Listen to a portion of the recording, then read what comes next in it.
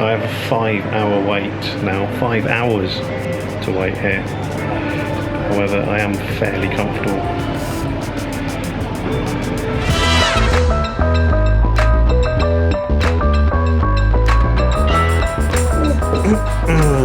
Hello again, people. PhilM here. Today I want to talk about the often overlooked but rather wonderful Fujifilm 14mm 2.8 and why I feel that if you're a Fuji X user and you're travelling with your gear, why I think that really you must own this lens. Now, I didn't necessarily set out to love the 14mm. I'd like to test my gear first before I make any real decisions on it. And I'd had the 10-24, which is a great lens. Just found that it was probably a little bit too bulky, a bit too heavy for me to be carrying around all day long. Went off, did extensive amount of testing, and I'm here really today to report back to you with my findings. So when I say extensively, I mean I really gave it a good run, taking it all over the world on many trips from Florida to Germany, Belgium, Colorado, Dubai and even India. Now, a few of those trips were commercial jobs where I'm not allowed to share any images with you. However, I found most success with this lens on my 2-month trip to India, and I am allowed to show you some of those photos.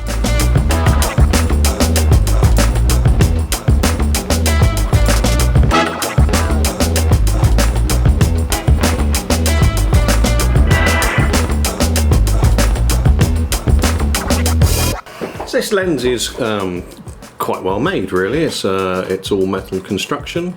It's if you own a 35mm, it's a similar sort of size and weight. It's about 5mm taller and it's a few grams heavier.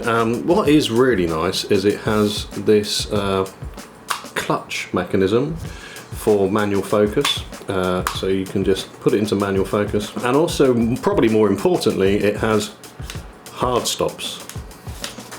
So it would probably make quite a useful video lens as well. The main benefit, I guess, of that is that you're able to snap it into manual focus without really having to take the camera down from your eye.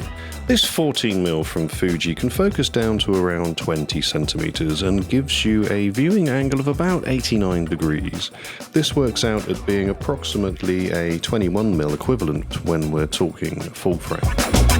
Now, a very interesting thing happened during my sort of experiment of doing some travel photography for a year. The way that I would work is I would typically clean my kit in the evening, then I would sort of build my kit based on my needs for the next day. So I'd have a fairly good idea what I was going to do. I may need extensive lighting, I might need no lighting, I might have somebody helping me, I might be travelling on a motorcycle. I had various bags for whatever I was doing that particular day or week.